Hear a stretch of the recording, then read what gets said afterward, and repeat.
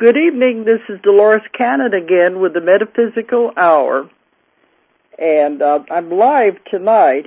Of course, you never know because when I'm not here, they play from the archives, and I guess it's hard to tell when it's really me or when it's just a recording.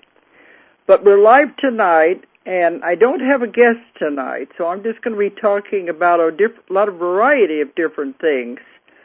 And I'm going to give out the toll-free number, so if anybody feels like they want to jump in and talk, that'd be fine, because like I said, I don't have a real agenda. The toll-free number is 1-888-815-9756. 888-815-9756. I'll just be talking about some of the things that have happened and some of the things that are coming up. So if anybody wants to just jump in and talk and ask questions, that'd be perfectly okay. Well, the one big thing was we just had our conference. That's been 2 weeks ago now. Here in Arkansas, it was our 4th transformational conference, and it was fantastic. It was the biggest one we've ever had. And we're growing. We're growing in so many ways. My company, the Ozark Mountain Publishing, is expanding and growing all over the place, too. We've had to hire some more people to work for us. And I don't see any job recession in our business, that's for sure. People are really interested in the metaphysical information and the books and things that we publish.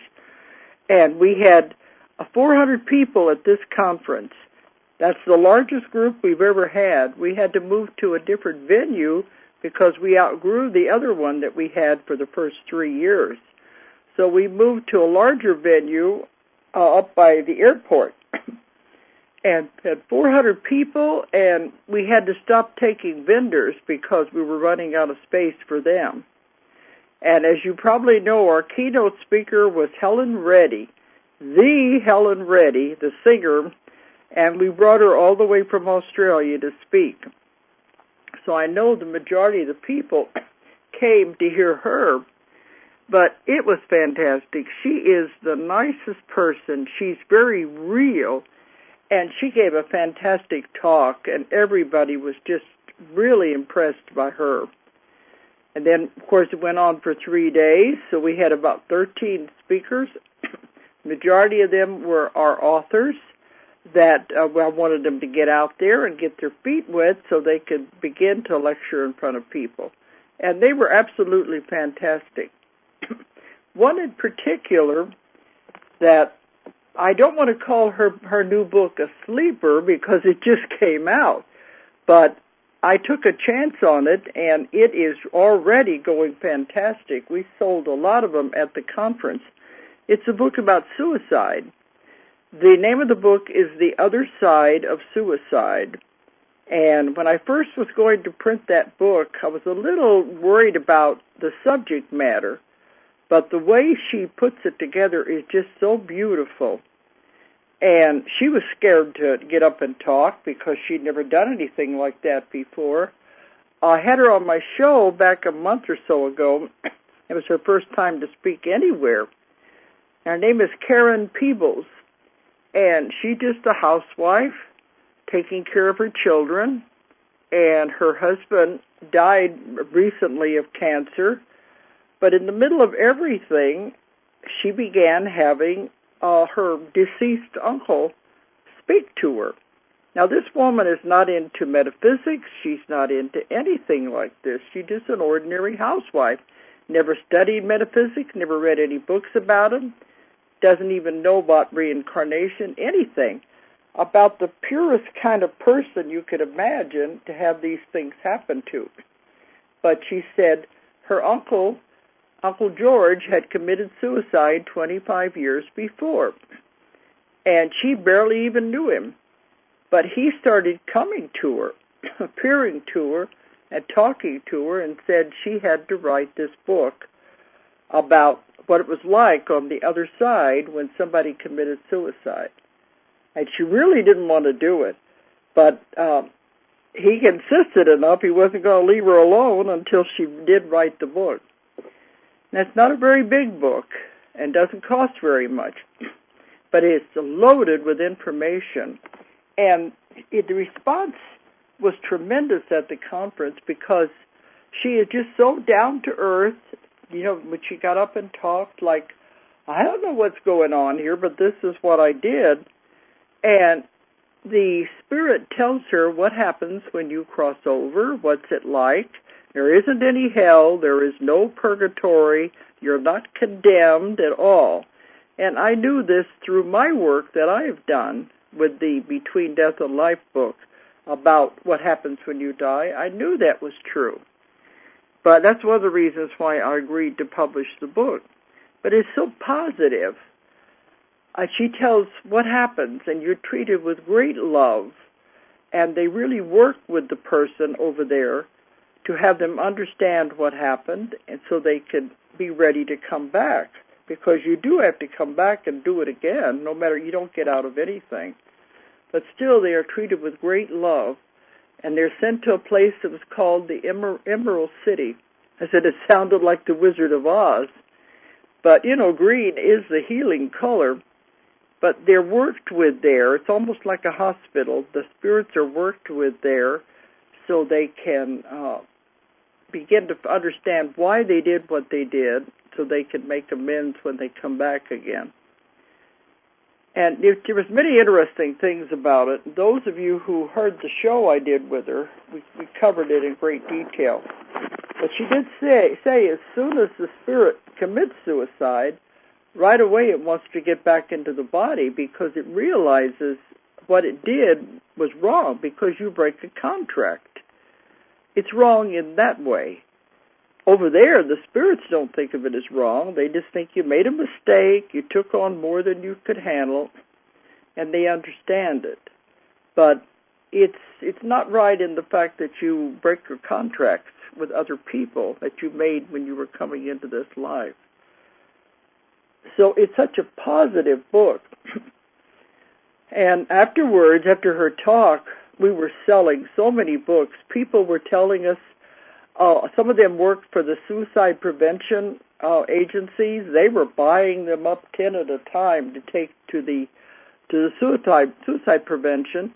And 911 was people that worked for them were also buying up lots of copies to take with them.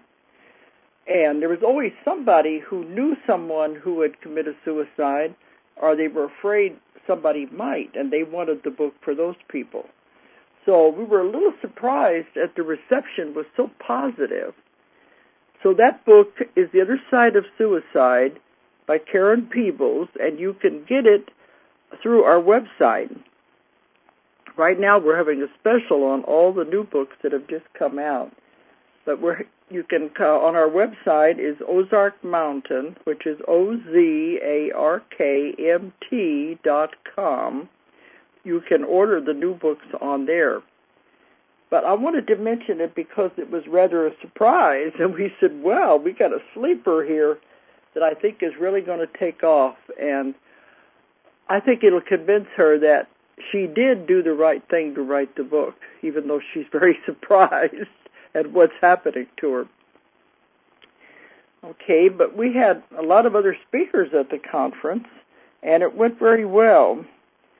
One thing, I did a talk. I did a group regression, too. I had two things that I did. I did the group regression where I put everyone in the audience under at one time. Now, I've done that all over the world, and I've done it with groups as large as 70 people. And I think one group was almost 100 people, where I put the entire room in trance at one time, and they all go back to past lives. They go to meet their guardian angel, and he has a message for them. And then they go into a future life.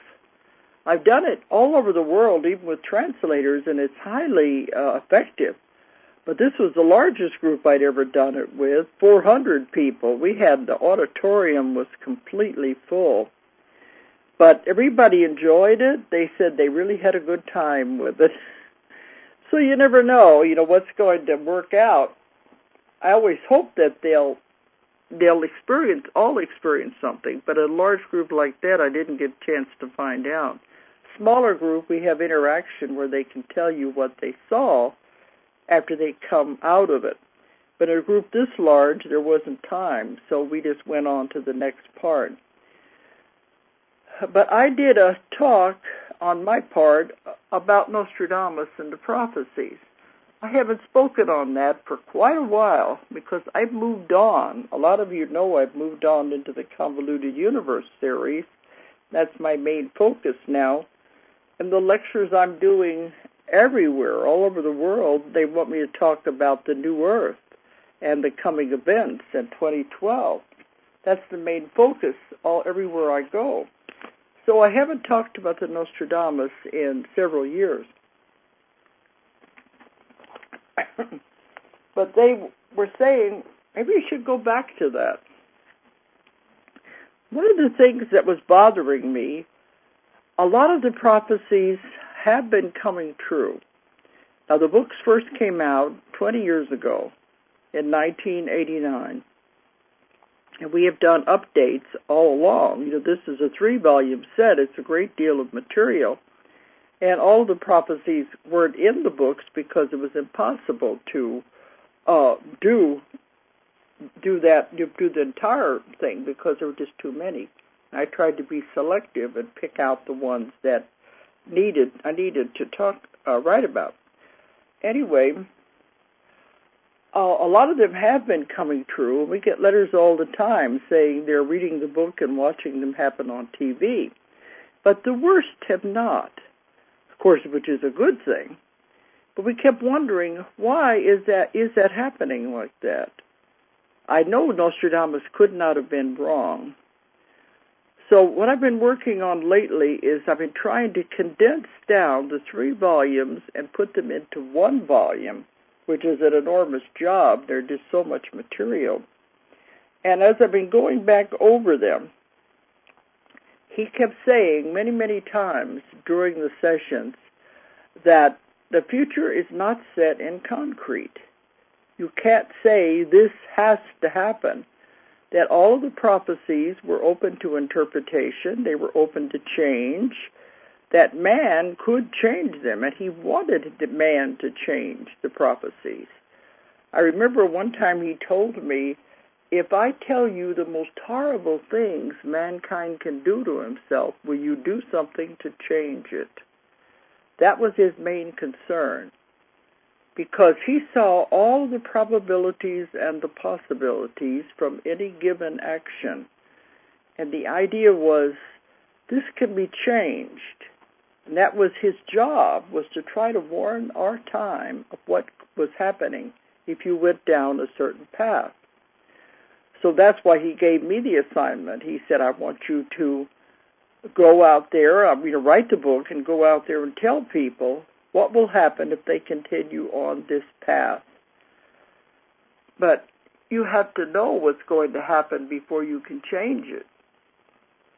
So by now, according to the prophecies, we should have been into this horrible war with the Middle East. We're in part of it in a lesser version, but it was supposed to have been a horrible war with terrible things happening. And it should have been well into it by the year 2000. As it has happened, it's been lessened, and it's not quite as severe as he saw it. But he did tell us that he could see nexus points. When he would look at time, he saw all of these branches and all of them going out in many different directions. He saw all the probabilities and possibilities that could ever happen. He saw nexus points, and at those nexus points was an event or a personality that had to be fulfilled. They were part of the structure of time and of our future. They had to come to fruition. The Antichrist was at 1, the great genius that was at 1, the Bay of Pigs was at 1, the atomic bomb was at 1. These are very memorial events. But from the nexus point, he would see time branching out in many different directions, like branches on a tree. And he said, each one of these branches that branched out from the nexus point was a path man could travel down.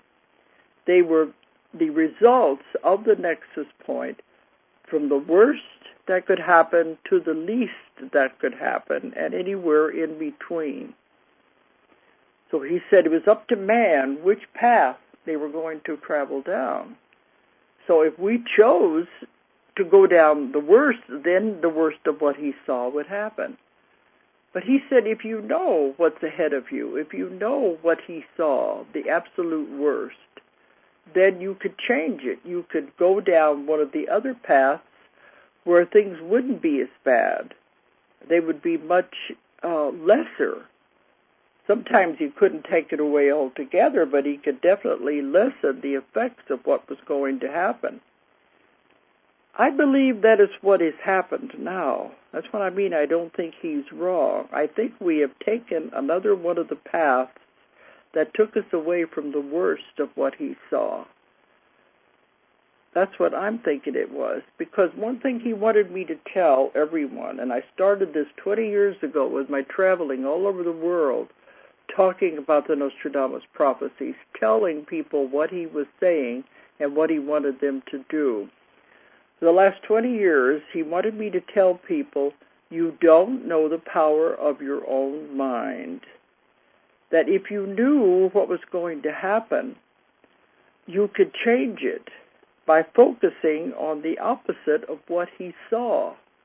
The horrible events of what he saw, you could change them by focusing on peace and love.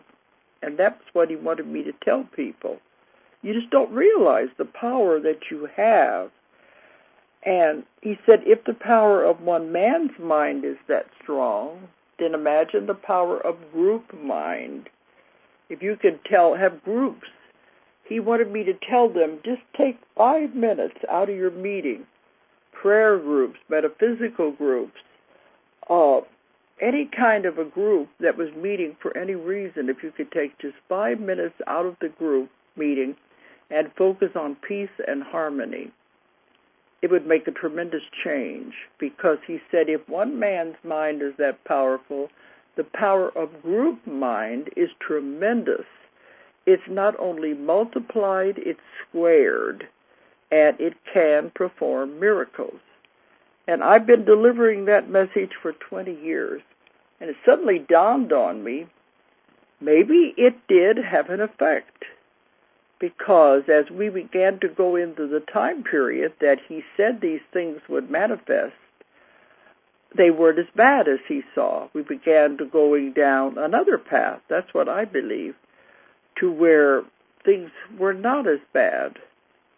And sure, we have the war, but it could have been a lot worse if we'd gone the way he saw. And I think now with our new president, it's like we have totally avoided these things. That's what I want to believe. People keep talking about the Antichrist. I don't know. Maybe he is still out there, but maybe he's not going to have the effect that he was supposed to have, because mankind has changed their future. They have changed the way they're going to live and go down these paths. Looks like we're going to get out of Iraq, which is helping. They said the soldiers are leaving there. Of course, now Korea, we don't know what's going to happen there. In one of my books, we did talk about Korea, and at that time, that was 20 years ago, they were suspecting a threat from Korea at that time, and Nostradamus said, no, it wasn't ready yet. He called it the sleeping dragon, but he said it wasn't ready yet, that they had atomic power, but they didn't have the means to deliver it yet. They didn't have the delivery system. So at that time, he said, no, it's not going to happen yet. So maybe we have got to the point now where it is possible. I don't know. I certainly hope we don't go into that, because if we do, it'd be too horrible to contemplate. Maybe things are going to be changed. I think it would be rather stupid of Korea to announce they were going to bomb Hawaii on the 4th of July. To me, that wouldn't serve a purpose. like in December 7th in Pearl Harbor, it all happened by surprise. If you know something is going to happen, you're more prepared. So I just don't understand the reasoning behind Korea saying they were going to do it and announcing it, unless something else is going to happen on that date, and we have no way of knowing. Well, we'll find out soon enough anyway. But I still believe what Nostradamus told us about focusing on peace and harmony, and that can be our future, because he definitely wanted us to go into the time of the great genius with the wonderful things that he saw there, the wonderful inventions, the advancements in the computers, the way the human body will be changed, all of these wonderful things that we'll be going into in the time of the great genius and the 1,000 years of peace. That's what I think we should focus on, that, and maybe we're headed down that way. Maybe these other possibilities are falling by the wayside. Let's hope so, anyway. But I did give the talk about the Nostradamus Prophecies, and I kept wondering what has happened, and I think that's on the right track. Some of you may say, oh, I'm just denying the fact that we made mistakes. I don't think so. Even if it was a mistake, it's a good mistake, because we're not going down the horrible path that he saw. Another strange thing I was thinking about that's been happening recently that I think goes along with the prophecies is the election in Iran. If you remember from the books, one of the most accurate predictions in the books was the one dealing with the 2000 election that we had between Bush and Gore. They said that was the most amazing and accurate prediction anyone has ever made, because in the book it is spelled out in detail. It was called the hung jury election, where he says you would not be able to decide a winner.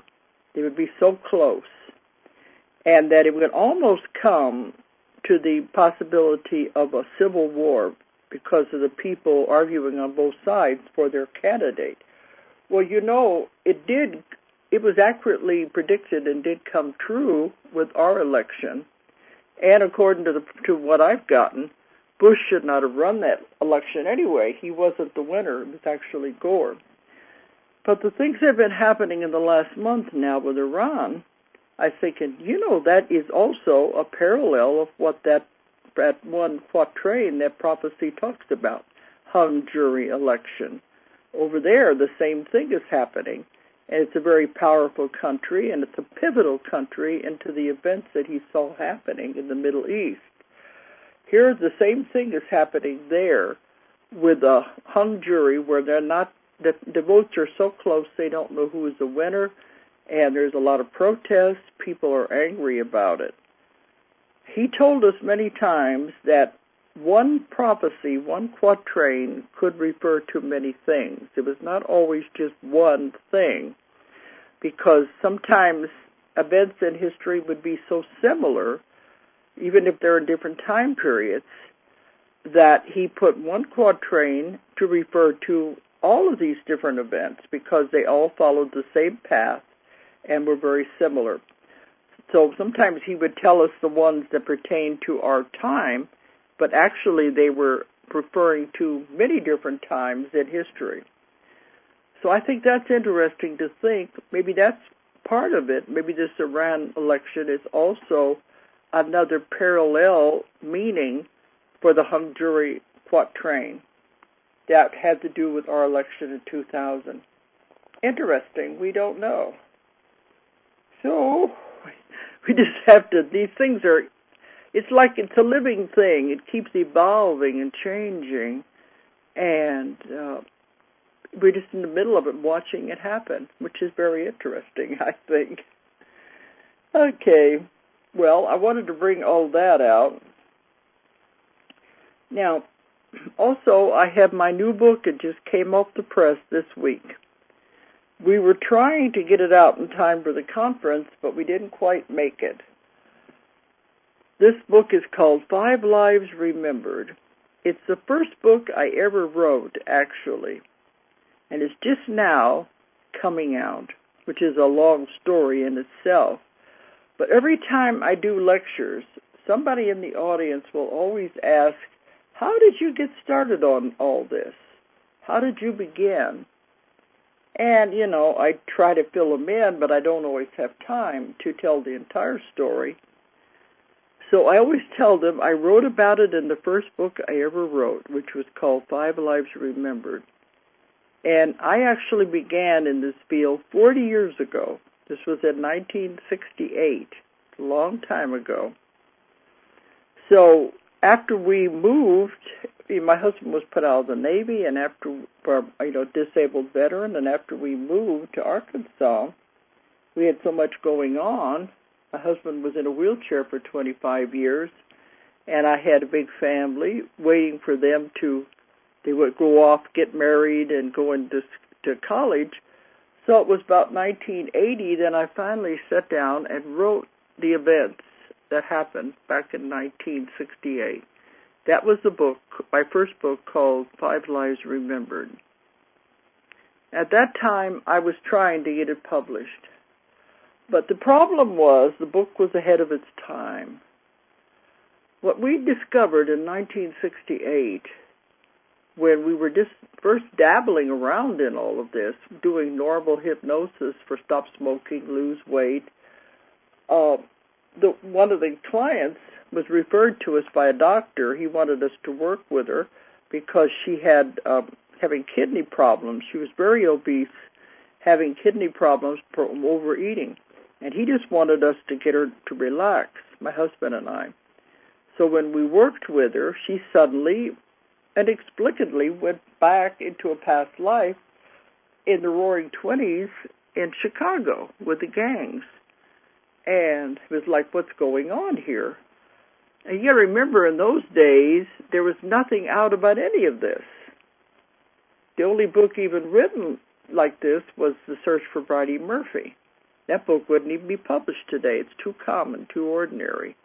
It was the only thing there was out. There was nothing to tell a hypnotist what to do if this came up. You also got to remember the words New Age didn't exist. Very few people knew what reincarnation was. They knew nothing about past lives, definitely nothing about therapy in that field. This was before all of that. You may think it's the Dark Ages now, but some of the younger people might not find that hard to understand. But in those days, it just wasn't out there. Nobody knew about it and talked about it until The Search for Bridie Murphy came along. But here we were, dropped into the middle of all of this. By coincidence? I don't think anything is a coincidence now because the way it changed. But in that book, see, I let it go for so long because, I'll go back to that in a minute, okay. In 1980, then, I wrote the events of what happened. I had the transcripts. These are on this huge 8-inch reel-to-reel tape recorders. And I had all the transcripts, and I wrote the book. And I tried to get it published. I sent it out. Spent years trying to get it published. I went through everything that an author can possibly go through trying to get these books published. And it was ahead of its time. Nobody knew anything about it. There were no New Age bookstores.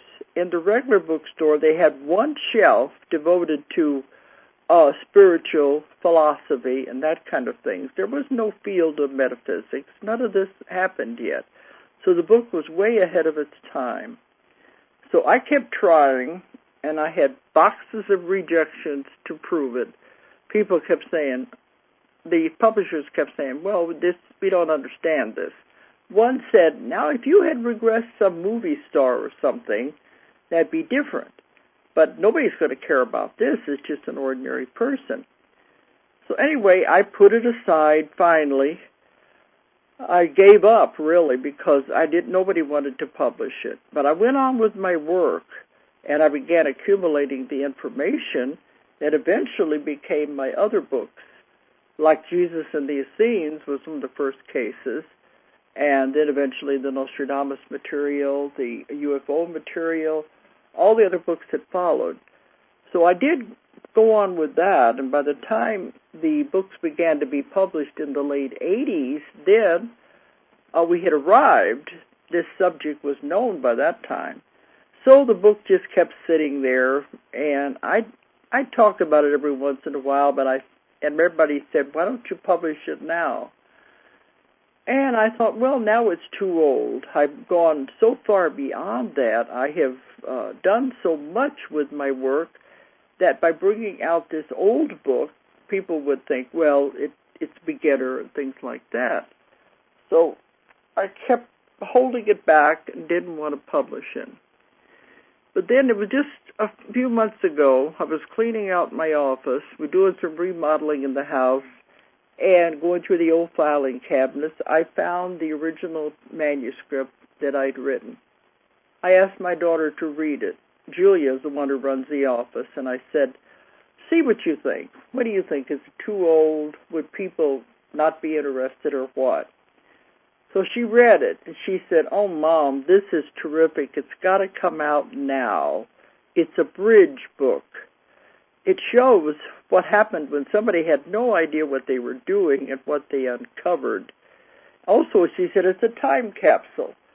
It captures the lifestyle in the 1960s when all of this was unknown and what happened at that time. So there's a big interest in the nostalgia part as well. But when we read it again, the amazing thing was everything that's in there is now, 40 years later, is in the metaphysical field now. Didn't even realize what we had.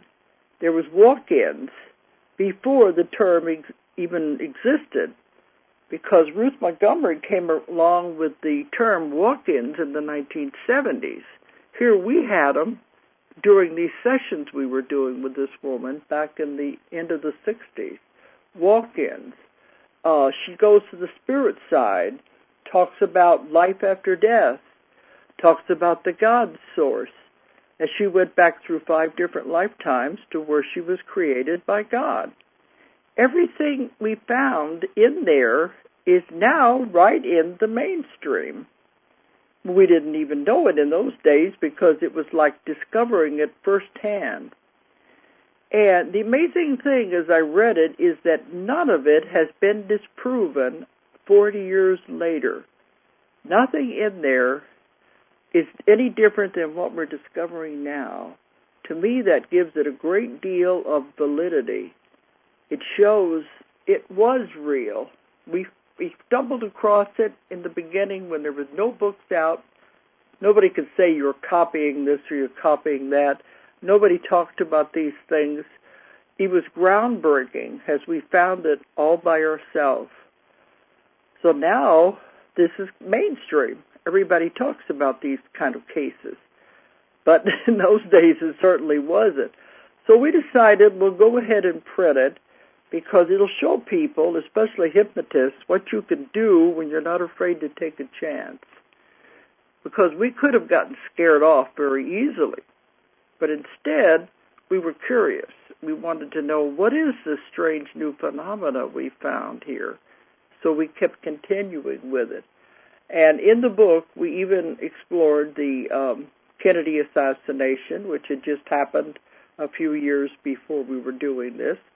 We explored other mysteries of the time that people didn't know about, finding explanations. We found so much that you could do with the hypnotic state that up until then we didn't know anybody had even attempted them. So it is a groundbreaking material. So anyway, the book has just come out. It's called 5 Lives Remembered. And it even goes up to the end where my husband is almost killed and everything had to come to a screeching halt as our lives changed tremendously. So it's a story of my beginnings, how I started. So those who read my later books will understand how all of this came about and how it evolved. It's evolved tremendously during those 40 years. But the book is 5 Lives Remembered, and you can find it on our website, And here again, we're having specials right now on all these new books. The website again is Ozark Mountain Publishing, OZARKMT.com. Or if you're overseas, it's OZARKMT.com. So you can find out more. Then I won't have to keep saying, people say, how did you get started? I'll say, well, here's the book. This explains the whole thing. All right. So anyway, we just got back from a class I did in Colorado. Right after the conference, I had to go to Colorado, and I did a class in Colorado Springs, and then we drove up to Denver.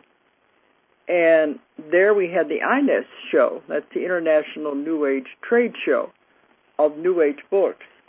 So we went up there to do business because that's where all of the bookstores come in to order and anything new that comes out. I did book signings up there on the new book. So we just got back from that. It's just been 2 days ago. But I do want to bring up some cases. There was one, and I don't think it does any harm to mention these because I don't ever give out names or anything. But I did one recently where definitely some people do not want to be healed. Now, they'll say they do. People say, what do you mean? I don't want to be sick. But they're actually sabotaging themselves.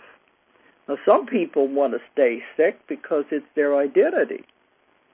We all know people like that all they want to do is talk about what's wrong with them, the latest thing that's wrong with them.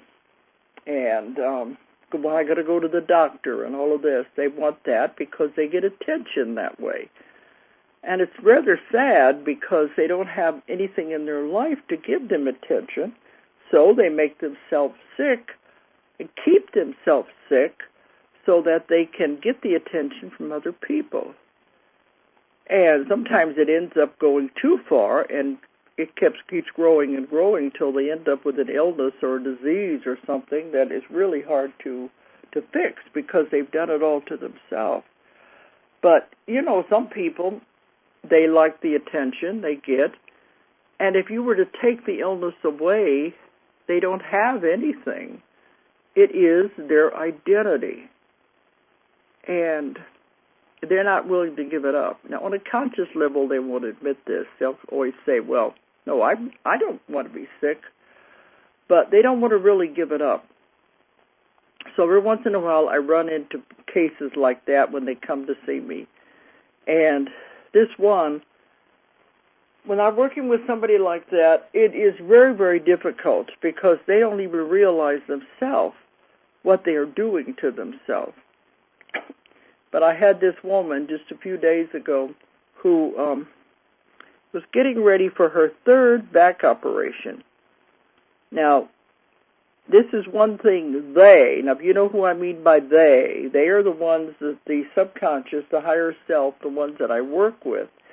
They always say, if you don't find the cause, because, the ideal state of the body should be perfect health at all time.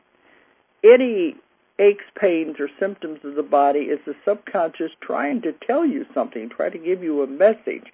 You don't find it, it's going to get worse.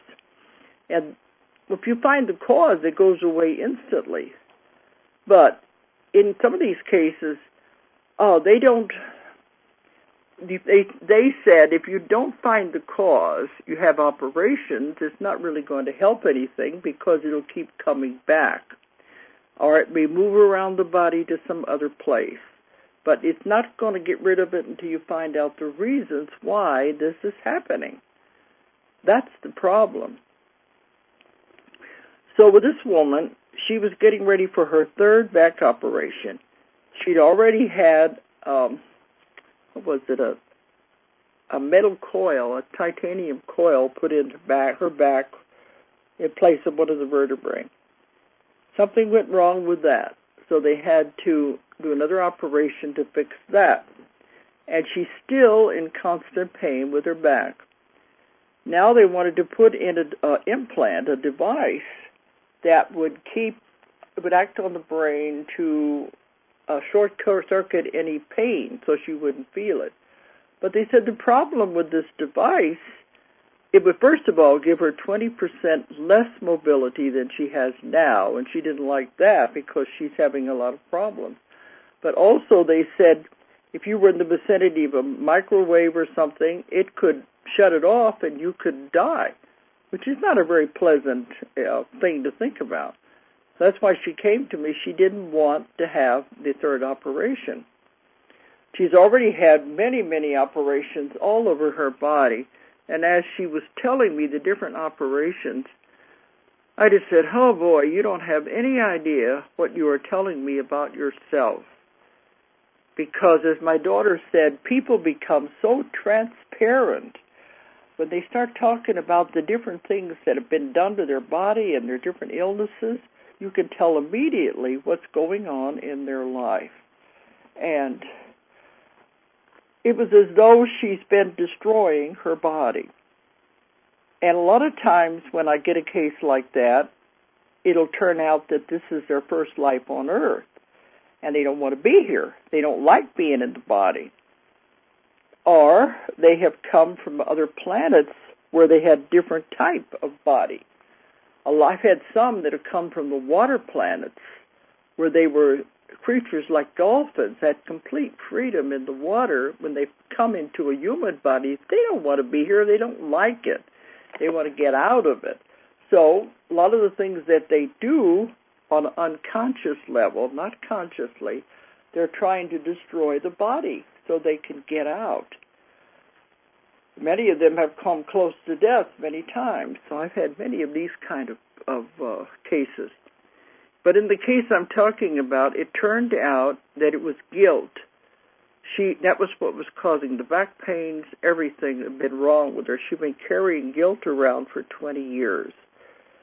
And other cases I've had, it's been anger, suppressed anger, holding on to anger, creating stress. So I guess guilt can now fall in with all the rest of it. If you find the cause and you get them to understand what they've been doing to themselves, you can release it and let it go. The big thing is forgiving the people that you're angry at, that you feel guilty about. You have to forgive them, let them go, and then it's over with. You don't have to deal with this. And you can move on to a much better, happier life. Otherwise, they're just going to end up killing themselves because they keep destroying the body. I had one the other day. Hers, it was the liver. She also had many, many operations. And the doctor said something was wrong with her liver now, and they were going to go in and do a very dangerous type of operation. It had to do with tubes and things taking in from the side of the body into the liver, try to clean it out. And it was going to be a very dangerous operation. And they said if that didn't work, they were going to put her in line for a liver transplant. All very serious. So she came to me because she didn't want to have this done. And she'd also had many, many operations. So when we got to the subconscious, the ones I work with, first thing they said, we've got to stop the mutilation. No more mutilation. They've told me many times, no surgery, no operations, no surgery, no invasion of the body. It's not necessary. They said the body is a miraculous machine that has been created to take care of itself and heal itself if we don't interfere. And if we find out why it's doing these things and what it's trying to tell us. So they always say the surgery is not necessary. Anything can be healed in the body once you understand what it's trying to tell you and where it's coming from. And I've seen thousands and thousands of people now, so I know it's real. Well, this woman, that's what they were. The first thing the subconscious said was, no more mutilation of this beautiful body. And I said, what we're going to do? And first thing it said was, stop poisoning the body. I said, what do you mean? They said, Tylenol. And I want this to get out to people out there. They said, Tylenol. Stop it now. They said that was what was causing the liver problems, was the Tylenol. And I've had doctors that have come to me as clients have told me the same thing, that Tylenol is extremely dangerous, especially for the liver. They said, stop the Tylenol, and they said also stop all of the prescription pain medications. They said it's killing her. That's the poison that he's pumping into her body. That was what was causing the liver damage. And I said, something like that is so simple, and yet here they're getting ready to operate. They're going to do liver transplants, and all you have to do is stop this junk that they're making you take. And when I was on a plane just a few days ago on the USA Today, they had an article in there, and it's the active ingredient that is in Tylenol. And now on the TV it talks about Percocet and some other different names of prescription pain medication. It's the active ingredient that is in those and in Tylenol. And the article in the USA Today said they have discovered the leading cause of liver damage. So, that's so simple, but we're killing ourselves by continuing to take these things. And when the woman woke up and she doesn't remember anything, and I was telling her what she said, I said, you've got to stop taking the Tylenol. She said, but the doctors told me it's the safest thing out there. I said, no, it's not. It is the most dangerous thing you can take. And the subconscious verified it. It said, stop it now. And she wouldn't need to have any operations if she just stopped it. No more mutilation on the body. So isn't it funny how things like that are so simple, but we don't see it, and the doctors get involved in the organ and the other parts without realizing it's something as simple as stop taking the medication. And I had another woman who came to me just recently. I'm getting a lot of these in the last couple of weeks. People come from all over the world to have these sessions, and it's amazing. I don't encourage it because I live in the middle of nowhere out here, and they're coming from all over to find out what's causing these problems. Okay, I had a woman just a week or so ago before I went to Colorado who had heart problems. And, usually the heart problems go back to something going on in their life because that is the seat of emotions. So she had very high, a very fast heartbeat. And it was so fast that they were telling her, and they said at times it would stop for as long as 3 seconds at a time. And the doctors were worried about it. And they said they did examinations on her. They said, your heart is perfectly fine. The arteries are fine. It's just that its electrical system, it's beating way too fast, and you can't have it do that, even at night. And it was waking her up in the middle of the night. So they ended up putting in a pacemaker. And so she came, and that was one of the things she wanted to find out about. I didn't really know how a pacemaker worked. I thought maybe it kept the heart regulated and has to be in there. It took over the beat. But other people since then have told me, no, it's just there as a backup. If it begins to beat irregularly or something, it will straighten it out. Anyway, during the session, we got to the subconscious part. It's looking at the heart, and it says, poor heart, it's been broken into so many pieces. And she had just told me about her marriage problems in the home life. All of that was what was doing it. She was carrying this around, and it was affecting the heart. All of the personal problems that she was experiencing in her life right now were affecting the heart. as the seat of emotions. So the subconscious said it was going to go in there and straighten it all out. And it was just symbolically, saying it had been broken. But it said, we will put it all back together the way it's supposed to be, soothe it out so she won't have any problems. And when they works on this, it just takes it a few minutes to get it all done. So it straightened it out, and they said she wouldn't have any more problems with it beating too fast, and it definitely wouldn't wake her up again in the middle of the night, because that was another thing that bothered her, waking up in the middle of the night with it beating too fast. They said, no, it won't wake her up anymore in the middle of the night. And they would smooth it out to where she wouldn't have that problem anymore. I said, well, what about this pacemaker? It's already in there. And they laughed. They said, oh, we could turn it off. But they said, don't worry about it. It's just space junk. And I had to laugh. Space junk? It's just in there. He said, it's not going to cause any problems. Shouldn't be there. They don't like foreign objects in the body. But they said, it won't cause any problems. Her body's not going to need it. But it's just space junk. So I thought that was really interesting about that. Okay, I'm going down a list of things here that I was just thinking I'd talk about, because we're getting near to the end of the time. I also had an article that I was going to refer to. It was by Dr. Russell Blaylock. And he wrote it for this magazine, and he's a neurosurgeon. Now, this has to do with the swine flu.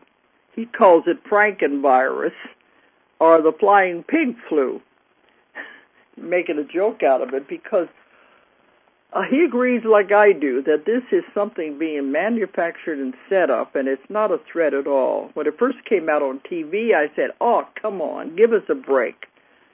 Well, this is what he says in the beginning of this article. I was in the military during the first flying flu scare in 1976. At the time, it became policy that all soldiers would be vaccinated for the swine flu. As a medical officer, I refused and almost faced a court-martial, but the military didn't want the bad publicity. Despite the assurance by all the experts in virology, including Dr. Sabin, the epidemic never materialized. What did materialize were 500 cases of the Guillain-Barré paralysis, including 25 deaths, not due to the swine flu itself, but as a direct result of the vaccine. And at that time, President Gerald Ford called for the vaccination of the entire population of the United States. Now, people were dying from the flu shots or being paralyzed. They said today, some 33 years later, we're hearing the same cries of alarm, the similar lineup. Now, my daughter, Julia, for 20 years was a nurse in intensive care and cardiac unit. After that, she had 5 home health care organizations, and she would go out and visit the older people in their homes. And she said a lot of them would be doing just fine. They were taking care of themselves. They needed some help, but there wasn't anything really wrong. Then along comes the flu shots, and they give them the flu shots in their homes. She saw so many of these older people die, not because they were old and were ill, but because of the flu shots. So she knew that too. She knew it then. And I have doctors for clients, and they always tell me, do not take the flu shot. They said, you don't know what's in there. One thing that's in there is embalming fluid. So there's things in those shots you don't want in your body. So I keep talking about these things because I'm pushing people to go the natural route, go with natural healing, go with the herbal. The answers are there. You can find the answers there. And if you call my office, we have the names of several doctors who have gotten out of the regular medicine and have formed their own natural health clinics. And one I had on my show, Dr. Chapdelaine, is focusing on the autism, and they have found cures for autism. So these are the way I'm urging people to go, not these other ways with the surgery and all of the drugs, which all have side effects. Herbs have no side effects if you know what you're doing. I've had many people on the show talk about these different ones. So I'm just encouraging people. I don't say don't get an operation, stop taking your pills. I don't say that. I'm just saying explore the other direction. Go to a homeopath, go to a naturopath, go to an herbalist. Find something else that may be the answer, and it could help a great deal. I personally go to a homeopath, and I don't ever get sick, in spite of a hectic schedule.